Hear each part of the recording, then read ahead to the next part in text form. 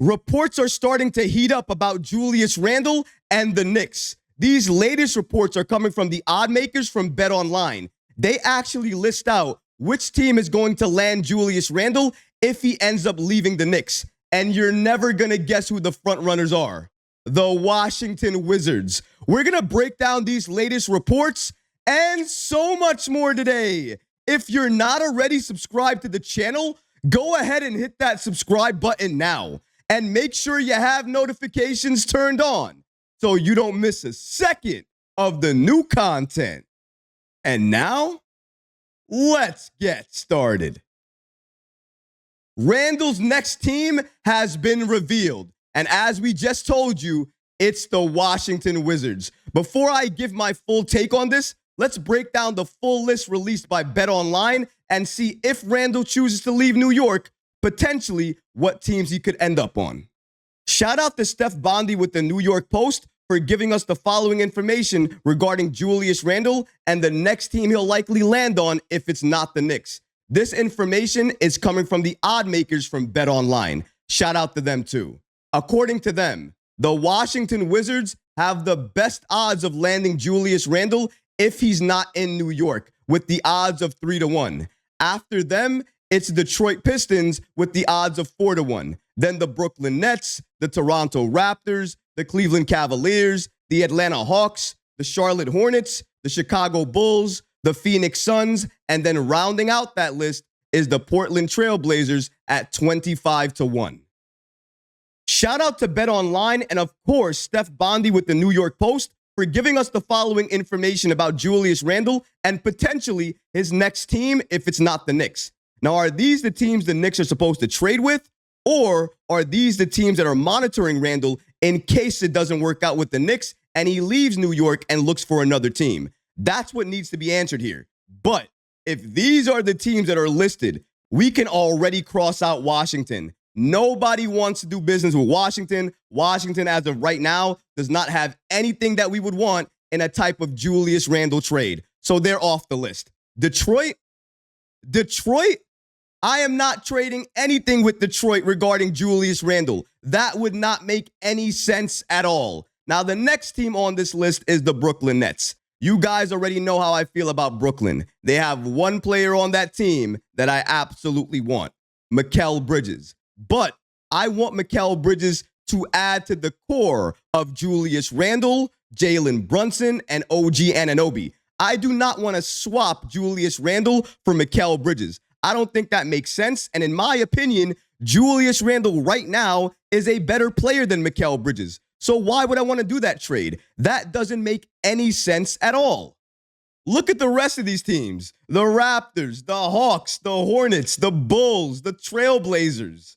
Maybe apart from the Suns, there is no other team listed there that would make sense for a Julius Randle trade. None. Zero. Especially right now. We do understand that as of right now, Randle is recovering from injuries. And because of that, his value is down. He didn't play in the postseason. His value is down because of that. It would behoove the Knicks to hold on to Randle, not trade him, get his value all the way back up. And if they're looking to move him when he has more value. His value is lowered now, so you're never going to get the value that you should get back in a Randle type of deal. And this report is consistent with the other reports we heard earlier in the week regarding Julius Randle and teams around the league monitoring him and his situation in New York. That situation, again, is if the Knicks will extend him or not. And honestly, it doesn't make sense for the Knicks to do that. It does make sense for the Knicks to wait, see what they have with Randle, and see how he responds after coming back from another surgery. If he responds well, gets that value back up,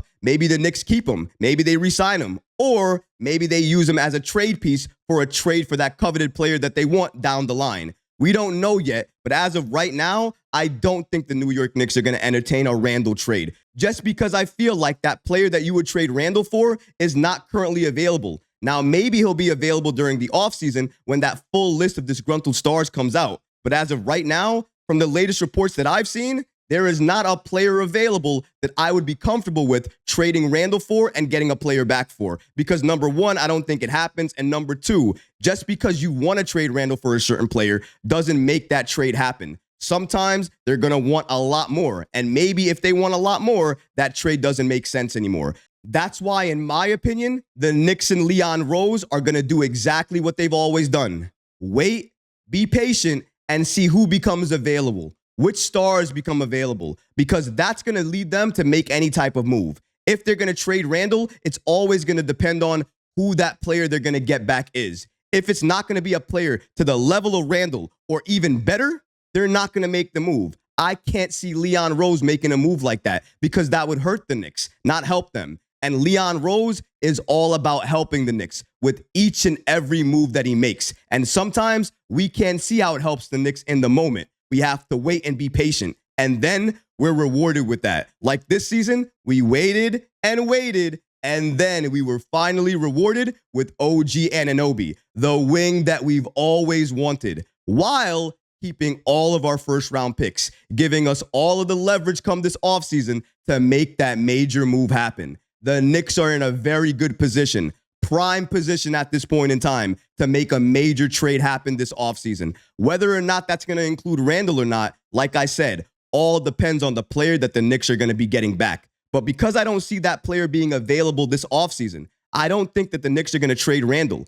If the Knicks are going to make a move, it's going to be a couple of smaller moves, likely adding a Bojan Bogdanovic, maybe that contract, a couple of picks, and then going out there and seeing what you can get for that package and how you can upgrade this roster. And then making that deal, making that trade, making those key improvements so that way next season we're more fully healthy, we have better pieces, and now we can go all the way potentially, as long as we're healthy, to the NBA Finals. And I think as long as we fill that bench with Tom Thibodeau-like players, Thibs is going to go to his bench more often, allow the starters to rest a little bit more often, and that's going to make all the difference as we head into the postseason next year. Like I said, for me, my list is Mikal Bridges, Devin Booker, and then Donovan Mitchell. If you can't get Mikal, if you can't get Devin Booker, then yes, you go after Donovan Mitchell. But me personally, no matter which of those players you're going after, the goal would be to get one of those players and pair them with the core we already have.